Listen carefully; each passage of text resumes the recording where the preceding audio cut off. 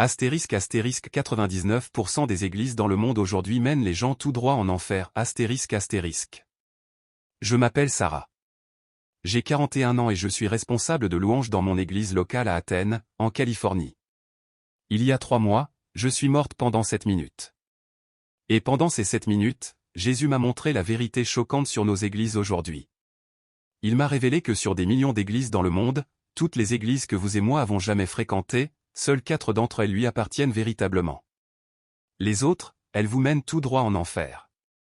Je sais que cela semble impossible. Je sais que cela semble fou, mais après ce que Jésus m'a montré, je ne peux plus jamais me taire. Si vous êtes chez vous en pensant que vous êtes sauvés, vous devez entendre ceci car votre destinée éternelle pourrait en dépendre. Mais avant de commencer, dites-moi d'où vous écoutez.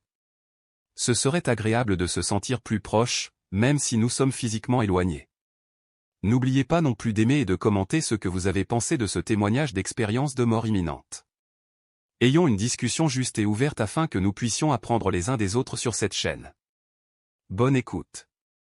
C'était un mardi matin de mars lorsque mon monde s'est effondré.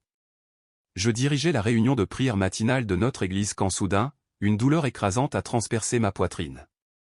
La crise cardiaque massive a frappé sans avertissement. Un instant je priais, l'instant d'après j'étais au sol, haletante, alors que les ténèbres m'enveloppaient. Les ambulanciers ont travaillé sur moi pendant ce qui m'a semblé des heures. Mais j'ai appris plus tard que ce n'était que 7 minutes. 7 minutes pendant lesquelles mon cœur a cessé de battre, mon cerveau n'a montré aucune activité, et les médecins m'ont déclarée cliniquement morte. Mais ces 7 minutes ont changé tout ce que je pensais savoir sur Dieu, sur les églises et sur l'éternité. Quand les ténèbres se sont levées, je me suis retrouvé debout dans un endroit que les mots ne peuvent décrire. Ce n'était pas comme la terre, mais c'était plus réel que tout ce que j'avais jamais vécu. La lumière ne venait pas d'un soleil, mais de partout et de nulle part à la fois. Et là, marchant vers moi, les bras tendus, se tenait Jésus. Je suis tombé à genoux immédiatement. Ce n'était pas le Jésus doux des images de l'école du dimanche. C'était le roi des rois, rayonnant d'une puissance et d'une autorité qui faisaient trembler mon esprit. Ses yeux contenaient un amour plus profond que les océans, mais aussi un feu qui consumait chaque prétexte, chaque masque, chaque mensonge que je m'étais jamais raconté. « Sarah, dit-il, j'ai quelque chose à te montrer. Quelque chose que mon peuple a désespérément besoin de comprendre avant qu'il ne soit trop tard. » Il m'a aidé à me relever, et j'ai remarqué que nous étions debout sur ce qui ressemblait à une montagne surplombant la terre entière. Je pouvais voir chaque nation, chaque ville, chaque bâtiment d'église dispersé à travers le globe comme de minuscules lumières dans les ténèbres. « Dis-moi, ma fille, que vois-tu ? » Des églises, Seigneur, des milliers et des milliers d'églises. Ton peuple se rassemble pour t'adorer. Regarde à nouveau, mais cette fois avec des yeux spirituels. Soudain, ma vision a changé. Ce que j'ai vu ensuite m'a brisé le cœur et m'a terrifié au plus profond de moi. Alors que je regardais la terre avec des yeux spirituels, j'ai vu quelque chose d'horrible. La plupart de ces bâtiments d'église étaient sombres. Pas physiquement sombres, mais spirituellement sombres. Aucune lumière de la présence de Dieu n'en émanait. Au lieu de cela, je voyais des ombres, la tromperie, et quelque chose qui faisait reculer mon âme. Seigneur, pourquoi tant d'églises sont-elles sombres ? Parce qu'elles ont chassé mon esprit et en ont accueilli un autre.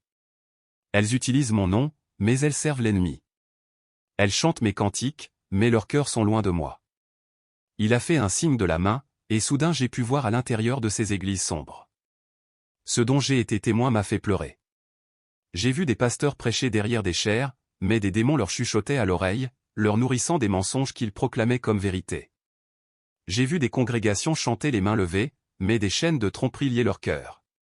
J'ai vu des corbeilles d'offrandes passer pendant que des esprits de cupidité et de manipulation comptaient l'argent.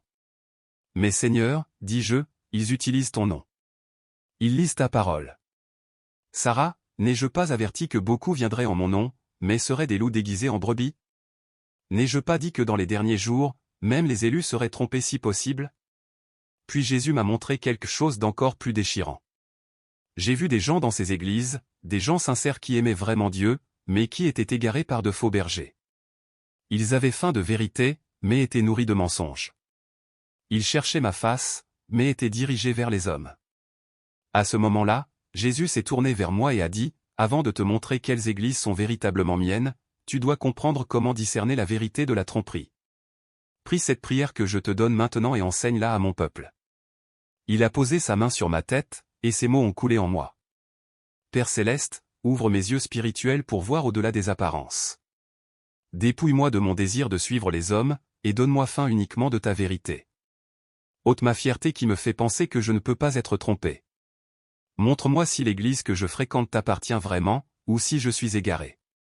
Donne-moi le courage de te suivre, même si cela signifie quitter des lieux confortables. Saint-Esprit, sois mon guide vers de véritables bergers qui nourrissent tes brebis avec une parole pure, sans mélange ni mensonge.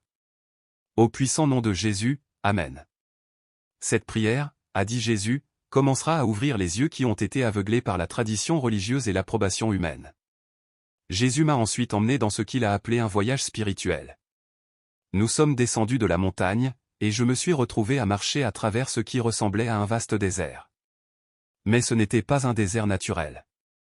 C'était un désert spirituel rempli de gens. Des milliers et des milliers de personnes erraient dans ce désert. Tous portaient des Bibles, tous portaient des vêtements d'église, tous croyaient qu'ils se dirigeaient vers le ciel. Mais leurs yeux étaient vides, leurs visages marqués par une faim spirituelle qu'ils ne pouvaient comprendre. C'étaient des membres d'église, des responsables de louanges, même des pasteurs et des évangélistes, tous trébuchant à travers la mort spirituelle tout en croyant qu'ils étaient spirituellement vivants. Ceux-là sont dans des églises qui ne sont pas les miennes, a expliqué Jésus. Ils assistent régulièrement au service. Ils donnent leur dîme. Ils servent dans des ministères, mais ils suivent des leaders au lieu de moi. Ils recherchent des signes et des prodiges au lieu de la sainteté. Ils aiment le sentiment de l'adoration plus qu'ils ne m'aiment moi. J'ai regardé avec horreur tandis que je voyais certains de ces gens s'effondrer et mourir dans le désert. Leurs corps se sont transformés en poussière, mais leurs esprits ont continué à errer, ne comprenant pas qu'ils étaient déjà morts. Seigneur, comment cela est-il arrivé? Comment tant de personnes sincères ont-elles fini ici? Parce qu'ils ont cessé de tout tester par rapport à ma parole. Ils ont commencé à suivre des hommes qui parlaient des paroles douces au lieu de vraies paroles. Ils ont choisi le confort plutôt que la conviction, le divertissement plutôt que la rencontre, la bénédiction plutôt que l'obéissance. Soudain, la scène du désert a disparu, et je me suis retrouvé dans le plus beau jardin que je puisse imaginer. Mais contrairement au désert, tout ici était vivant de la présence de Dieu. L'air même pulsait de sainteté. Les gens se déplaçaient dans ce jardin avec un but, une joie et une paix profonde qui venaient d'une relation authentique avec Jésus. Ceux-ci, a dit Jésus, représentent ceux qui appartiennent à ma véritable Église dans le monde entier. Pas un bâtiment ou une dénomination, mais des gens dont les cœurs sont véritablement abandonnés à moi. J'ai regardé ces gens adorer, servir et prier avec une authenticité que je voyais rarement dans les églises terrestres. Il n'y avait pas de prétention, pas de performance, pas de recherche d'approbation humaine. Ils adoraient parce qu'ils aimaient vraiment Jésus, et non parce que d'autres les regardaient. Mais Seigneur, ai-je demandé, comment les gens peuvent-ils savoir s'ils sont dans le désert ou dans le jardin pendant qu'ils sont encore sur terre? Par le fruit, a-t-il répondu, en examinant leur propre cœur. Ont-ils faim de moi, ou d'une expérience religieuse? Obéissent-ils à ma parole, même quand c'est difficile? Ou cherchent-ils des enseignants qui leur disent ce qu'ils veulent entendre? Aiment-ils la vérité, même quand elle fait mal? Ou préfèrent-ils des mensonges confortables? Jésus m'a ensuite emmené dans un endroit élevé où je pouvais voir à nouveau la terre entière s'étendre sous nous. Mais cette fois, il m'a montré 4 types distincts d'églises qui brillaient de sa présence. Sarah, sur des millions d'églises sur terre, seuls ces 4 types m'appartiennent véritablement. Regarde attentivement car mon peuple a besoin de comprendre à quoi ressemble une église authentique. Le premier endroit que Jésus m'a montré était un petit bâtiment humble, sans éclairage sophistiqué, sans écran massif, sans pasteur célèbre, juste une pièce simple avec des chaises en plastique et une chaire en bois. Mais la présence de Dieu y était si dense que je pouvais à peine me tenir debout. Je regardais le pasteur avant le service, à genoux derrière la chaire, pleurant et priant, « Seigneur, diminue-moi afin que tu puisses augmenter. Qu'aucune parole ne sorte de ma bouche sauf celle que tu me donnes. » Quand le service a commencé, quelque chose de remarquable s'est produit. Le pasteur a ouvert la Bible avec des mains tremblantes, non pas comme quelqu'un donnant une performance, mais comme quelqu'un manipulant les paroles mêmes de Dieu. Il a prêché sur le péché, la repentance et le coup de suivre Jésus. Il n'a pas essayé de mettre les gens à l'aise ni de leur dire ce qu'ils voulaient entendre. J'ai vu des gens dans la congrégation pleurer sous la conviction. J'ai vu des jeunes abandonner sincèrement leur vie à Christ. J'ai vu des croyants jeûner ensemble, prier ensemble, étudier la parole de Dieu avec une fin que je n'avais jamais vue. C'est l'Église de la vérité, a expliqué Jésus. Ils me craignent plus qu'ils ne craignent de perdre des membres. Ils prêchent ma parole sans compromis, même quand cela fait mal. Ils préféreraient avoir un bâtiment vide rempli de ma présence qu'un bâtiment plein sans elle. J'ai vu les membres de cette Église aller dans leur communauté, non pas pour impressionner les autres, mais pour partager l'Évangile avec un amour sincère. Ils vivaient différemment du monde qui les entourait. Leur transformation était évidente pour tous ceux qui les connaissaient. Seigneur, pourquoi y a-t-il si peu d'églises comme celle-ci? Parce que la vérité exige la mort à soi-même. Et la plupart des gens, même les gens d'église, ne sont pas prêts à mourir. Ils veulent se sentir bien dans leur peau, et non être confrontés à leurs besoins de changement. La deuxième église que Jésus m'a montrée n'était même pas un bâtiment. Elle était dispersée dans toute une ville, dans des refuges pour sans-abri, des maisons de retraite, des hôpitaux et au coin des rues. Ces croyants avaient compris que l'adoration n'est pas seulement chanter des cantiques, mais servir les autres comme Jésus a servi. J'ai vu un groupe de ces croyants, dirigé par une femme pasteur, marcher dans la partie la plus pauvre de leur ville. Ils portaient des sacs de nourriture, mais plus important encore, ils portaient un amour sincère. Ils ne se contentaient pas de distribuer des repas et de partir. Ils s'asseyaient avec les gens, écoutaient leurs histoires, priaient avec eux et traitaient chaque personne comme s'ils servaient Jésus lui-même. Cette pasteur, m'a dit Jésus, s'est vue offrir un poste dans une méga-église avec un salaire énorme. Elle l'a refusé pour rester ici et servir ceux que personne d'autre ne veut servir. J'ai vu des adolescents de ce groupe d'église renoncer à leur soirée du vendredi pour rendre visite à des personnes âgées dans des maisons de retraite. J'ai vu des hommes d'affaires utiliser leur pause déjeuner pour encadrer des jeunes à risque. J'ai observé comment ils construisaient des maisons pour des veuves, payaient des factures médicales pour des familles en crise et adoptaient des orphelins ayant des besoins spéciaux. Mais ce qui m'a le plus frappé, c'est que rien de tout cela n'était filmé ou diffusé. Il n'y avait pas de publication sur les réseaux sociaux, pas de demande de dons, pas de tentative d'obtenir de la reconnaissance. Ils servaient simplement parce qu'ils aimaient Jésus et comprenaient que servir les autres, c'était le servir lui. Le monde ne voit pas cette Église, a dit Jésus. Les médias n'en parlent pas. D'autres chrétiens ne les apprécient pas toujours parce qu'ils sont trop occupés à faire réellement mon œuvre pour participer à la politique ecclésiastique. Mais le ciel voit chaque acte d'amour, chaque sacrifice fait en secret. J'ai vu Jésus lui-même marcher parmi ses serviteurs, invisible aux yeux terrestres, mais bénissant chaque acte de service authentique. Quand il lavait les pieds d'hommes sans abri, Jésus était là. Quand il tenait des patients mourants dans les hôpitaux, Jésus les tenait aussi. La troisième église que Jésus a révélée était la plus puissante mais la moins visible. Elle existait dans les maisons, les chambres de prière et les lieux secrets où les croyants se rassemblaient pour intercéder pour le monde. Je me suis retrouvé dans une petite maison où environ 20 personnes étaient agenouillées sur un sol nu. Pas de musique, pas de microphone, pas d'ambiance sophistiquée, juste des cœurs brisés qui criaient à Dieu. Mais la puissance spirituelle dans cette pièce était écrasante. Ces intercesseurs priaient pendant des heures. Pas les prières superficielles et répétitives que j'avais entendues dans de nombreuses églises, mais une intercession profonde et angoissante qui venait de cœurs qui comprenaient vraiment l'état du monde. J'ai vu un homme pleurer pendant 1 heure entière pour le salut de sa ville. J'ai vu une femme prier si intensément pour des missionnaires dans des pays fermés que la sueur coulait sur son visage. Pendant que le monde dort, a expliqué Jésus, il prie. Pendant que d'autres églises rivalisent de popularité, ils combattent pour les âmes. Pendant que beaucoup cherchent le confort, ils travaillent dans la douleur pour les perdus. Puis Jésus m'a montré quelque chose qui m'a coupé le souffle. Alors que ces gens priaient, je pouvais voir leurs prières monter comme de l'encens vers le trône de Dieu. Et j'ai vu des anges être dépêchés en réponse à leur intercession. Des démons fuyaient des régions pour lesquelles ils priaient. Des cœurs endurcis commençaient à s'adoucir. Des portes fermées commençaient à s'ouvrir.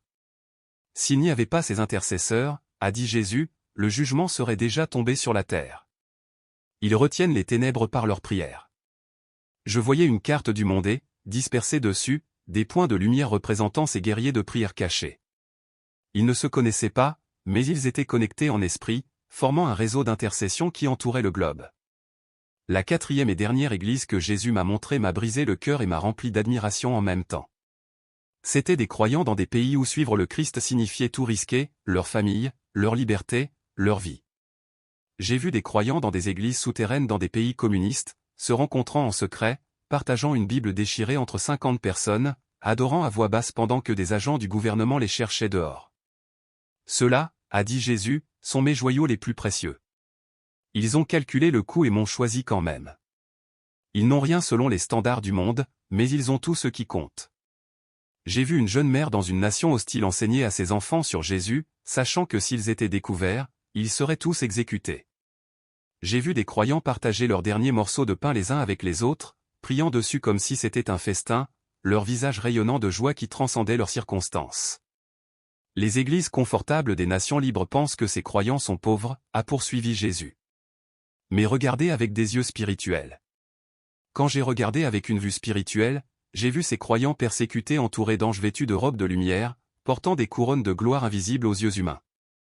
Leur souffrance avait produit une pureté et une intimité avec Christ à couper le souffle. Ils me connaissent, a dit Jésus, pas seulement à mon sujet, mais ils me connaissent vraiment.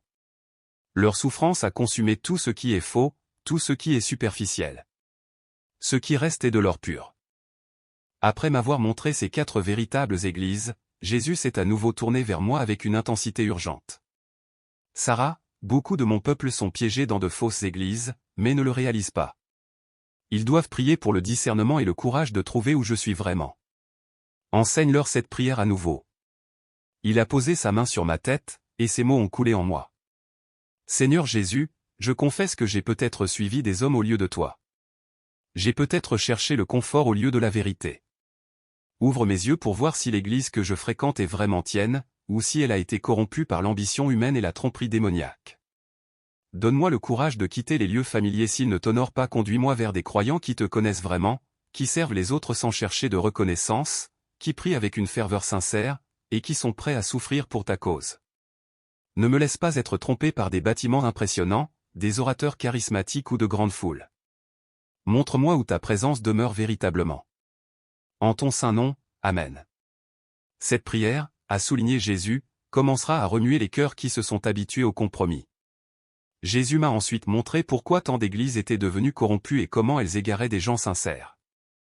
Regarde à nouveau la terre, a-t-il commandé. Mais cette fois, vois les forces spirituelles derrière la tromperie. Ce que j'ai vu m'a horrifié. Derrière de nombreuses églises proéminentes, j'ai vu des entités démoniaques qui s'étaient déguisées en anges de lumière. Ces démons nourrissaient l'orgueil des pasteurs, leur chuchotant des suggestions sur la façon d'accroître leur congrégation, d'augmenter leurs revenus et de gagner plus d'influence. J'ai observé comment ces influences démoniaques convainquaient les dirigeants d'église de prêcher des messages qui faisaient que les gens se sentaient bien dans leur peau plutôt que de les appeler à la repentance. J'ai vu comment ils promouvaient une théologie de la prospérité qui promettait la richesse terrestre au lieu du trésor éternel. J'ai été témoin de la manière dont ils encourageaient des expériences émotionnelles qui semblaient spirituelles mais ne produisaient aucune transformation durable. Les gens dans ces églises ne sont pas nécessairement mauvais, a expliqué Jésus. Beaucoup m'aiment vraiment et me cherchent, mais ils sont nourris de poison mélangé à la vérité, et ils ne peuvent plus en goûter la différence. J'ai vu des congrégations pleines de gens qui assistaient régulièrement à l'église mais ne vivaient pas différemment des incroyants pendant la semaine. On leur avait enseigné que la grâce signifiait qu'ils pouvaient continuer à pécher sans conséquence. On leur avait dit que Dieu les voulait riches et à l'aise, et non saints et sacrificiels. Mais Seigneur, ai-je demandé, comment des croyants sincères peuvent-ils être si trompés? Parce qu'ils ont cessé d'étudier ma parole par eux-mêmes. Ils sont devenus paresseux et ont laissé d'autres leur donner une nourriture spirituelle prédigérée. Ils ont choisi des enseignants qui leur chatouillaient les oreilles, plutôt que de défier leur cœur. Jésus m'a montré comment ces faux enseignants avaient progressivement changé le message de l'Évangile. Au lieu de prêcher sur le péché, la repentance et le coût du discipulat, ils prêchaient sur la bénédiction, le succès et l'acceptation inconditionnelle de Dieu de tout choix de style de vie. Ils ont fait de ma maison une caverne de voleurs, a dit Jésus, faisant écho à ces paroles de la purification du temple. Ils commercialisent mon nom à des fins lucratives. Ils transforment mon autel en scène de divertissement. Ils égarent mes brebis tout en prétendant être des bergers. Puis Jésus m'a montré quelque chose qui m'a rempli à la fois d'espoir et de peur. Il a révélé qu'il était sur le point de séparer la véritable Église de la fausse Église d'une manière qui serait visible pour tous. Le temps du mélange touche à sa fin, a-t-il déclaré. Je suis sur le point de secouer tout ce qui peut être secoué. Les églises qui sont construites sur ma fondation tiendront. celles construites sur l'ambition humaine tomberont. J'ai vu un grand ébranlement venir sur l'Église mondiale. Des scandales financiers exposeraient des ministères corrompus. Des échecs moraux feraient tomber de faux leaders. Des divisions sépareraient les congrégations à mesure que ceux qui aiment vraiment la vérité se sépareraient de ceux qui préféraient les mensonges confortables. Ce sera douloureux, a reconnu Jésus. Beaucoup seront confus et blessés, mais c'est nécessaire. Mon épouse doit être purifiée avant mon retour. J'ai vu des croyants commencer à quitter les grandes églises populaires et à chercher des rassemblements plus petits où la vérité était prêchée et où existait une communauté authentique. J'ai vu des églises de maisons se former alors que des gens affamés d'une relation authentique avec Dieu se rassemblaient dans des maisons et des bâtiments simples. Ne craignez pas les petits commencements, m'a dit Jésus. J'ai commencé avec 12 disciples, et l'un d'eux m'a trahi. Ce n'est pas la taille du rassemblement qui compte, mais la présence de mon esprit. Jésus m'a ensuite donné des signes spécifiques pour aider les gens à identifier les églises qui lui appartiennent véritablement. 1. Premièrement, elle prêche l'évangile complet, y compris les parties difficiles à entendre. Elle parle du péché, de la repentance, du coût du discipulat et du chemin étroit vers le salut. Elles ne compromettent pas ma parole pour plaire aux gens ou remplir les sièges. 2. Deuxièmement, elles produisent une transformation authentique dans la vie des gens. Les membres ne se contentent pas d'assister au service. Ils deviennent plus comme moi. Leur mariage s'améliore. Leur intégrité augmente. Leur amour pour les autres grandit. Vous pouvez voir le fruit de l'esprit dans leur vie quotidienne. 3. Troisièmement, elles servent les autres sans chercher de reconnaissance ou de récompense. Elles prennent soin des pauvres, visitent les malades, aident la veuve et l'orphelin. Elles le font non pour la publicité ou des avantages fiscaux, mais parce qu'elles m'aiment et comprennent que servir les autres, c'est me servir. 4. Quatrièmement, elles prient avec ferveur et désespoir. Elles ne prient pas seulement pour des bénédictions personnelles, mais elles intercèdent pour les perdus, pour leur communauté, pour leur nation. Elles comprennent que la prière est un combat spirituel, et non pas seulement demander des choses. 5. Cinquièmement, elles sont prêtes à souffrir pour l'Évangile. Elles ne compromettent pas la vérité pour éviter la persécution ou le rejet. Elles considèrent comme un privilège de souffrir pour l'amour de mon nom. 6. Et enfin, elles m'exaltent, et non les leaders humains. Bien qu'elle honore les pasteurs et les enseignants fidèles, elle n'élève jamais aucune personne à une position qui n'appartient qu'à moi. Elle teste tout par rapport à ma parole, même les enseignements de leur propre leader. Alors que notre temps ensemble touchait à sa fin, Jésus m'a donné une dernière prière, la plus puissante de toutes. Cette prière, a-t-il dit, est pour ceux qui sont prêts à se soumettre pleinement à ma volonté, quel qu'en soit le coût. Elle séparera les vrais disciples de ceux qui ne veulent me suivre que lorsque c'est pratique. Les mots qui ont coulé en moi portaient un tel poids et une telle autorité que je tremblais en les prononçant. Seigneur Jésus-Christ, je te remets tout, ma réputation, mon confort, ma sécurité, mes plans, ma vie même. Je choisis de te suivre, quel qu'en soit le coût.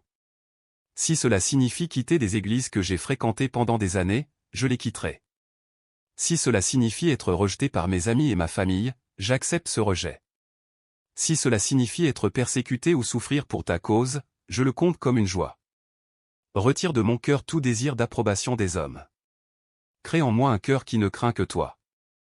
Conduis-moi vers ta véritable Église, qu'elle se réunisse dans une cathédrale ou un salon, qu'elle ait des milliers de membres ou seulement quelques-uns. Je veux seulement être là où tu es, servir comme tu as servi, aimer comme tu as aimé, et vivre comme tu m'appelles à vivre. Je renonce à tous faux enseignements que j'ai crus, à tout compromis que j'ai fait, à chaque fois où j'ai choisi le confort plutôt que l'obéissance. Fais de moi ton vrai disciple, quel qu'en soit le coût, en ton saint et précieux nom. Amen. Ceux qui prient cette prière sincèrement, a averti Jésus, doivent être préparés à ce que leur vie change radicalement. Je les conduirai hors des lieux confortables vers des lieux de véritable discipulat. Mais je promets que ce qu'ils gagneront sera infiniment plus grand que ce qu'ils perdront. Alors que mon temps avec Jésus touchait à sa fin, il m'a donné à la fois un avertissement et une promesse à partager avec son peuple. L'avertissement est celui-ci, a-t-il dit avec une autorité solennelle. Le temps presse. La porte de la miséricorde ne restera pas ouverte éternellement. Ceux qui continuent à suivre de faux bergers malgré les avertissements se retrouveront dans le désert de la mort spirituelle, incapables de trouver leur chemin vers la vérité. La grande tromperie est déjà là, et elle ne fera que se renforcer. Ceux qui n'ont pas de fondation dans une relation authentique avec moi seront emportés. Mais la promesse est celle-ci. Pour ceux qui me cherchent vraiment, qui sont prêts à payer n'importe quel prix pour me connaître et me suivre, je me révélerai. Je les conduirai vers de vrais bergers qui nourrissent mes brebis avec une parole pure. Je les placerai dans des communautés où ma présence est réelle, et mon esprit agit avec puissance.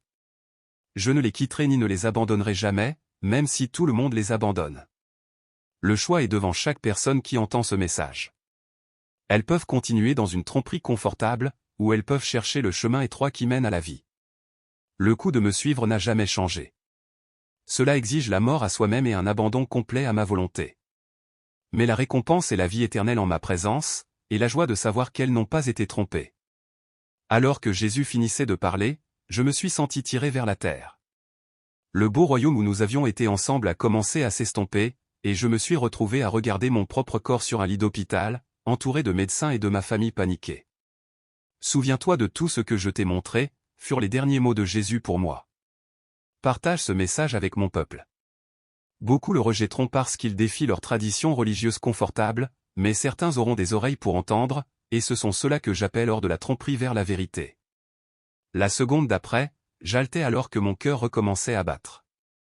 Les médecins ont appelé cela un miracle, mais je savais que c'était une mission divine. J'avais été renvoyé pour livrer un message qui pourrait sauver des âmes de la tromperie éternelle. Je partage ce témoignage non pas pour condamner ou attaquer qui que ce soit, mais parce que Jésus m'a commandé d'avertir son peuple. La tromperie dans l'Église est plus profonde et plus répandue que la plupart ne le réalisent. Des millions de croyants sincères sont égarés par des leaders qui ont été corrompus par l'orgueil, la cupidité et le désir d'approbation humaine. Si vous regardez ceci et ressentez une conviction dans votre cœur, ne l'ignorez pas. Le Saint-Esprit essaie peut-être d'ouvrir vos yeux à une vérité que vous avez manquée. Si vous êtes dans une église qui ne prêche pas la vérité, qui ne sert pas de manière sacrificielle, qui n'intercède pas avec ferveur, ou qui n'est pas prête à souffrir pour l'évangile, vous êtes en danger spirituel. Vous êtes peut-être sincère. Vous assistez peut-être fidèlement. Vous servez peut-être même dans un ministère. Mais si votre église n'appartient pas à Jésus, alors vous non plus. Les 4 églises que Jésus m'a montrées est l'église de la vérité, l'église du service, l'église de l'intercession et l'église des persécutés et existent toujours aujourd'hui. Elles peuvent être petites, cachées et ignorées par le monde. Mais elles sont précieuses pour Dieu. C'est là que sa présence demeure, là que son esprit agit avec puissance, là que les vies sont véritablement transformées. Rappelez-vous les paroles que Jésus m'a dites, ceux qui me cherchent de tout leur cœur me trouveront. Ceux qui sont prêts à perdre leur vie pour ma cause la trouveront. Mais ceux qui essaient de sauver leur vie religieuse confortable perdront leur âme. Le temps est venu. Le choix vous appartient. Et Jésus attend.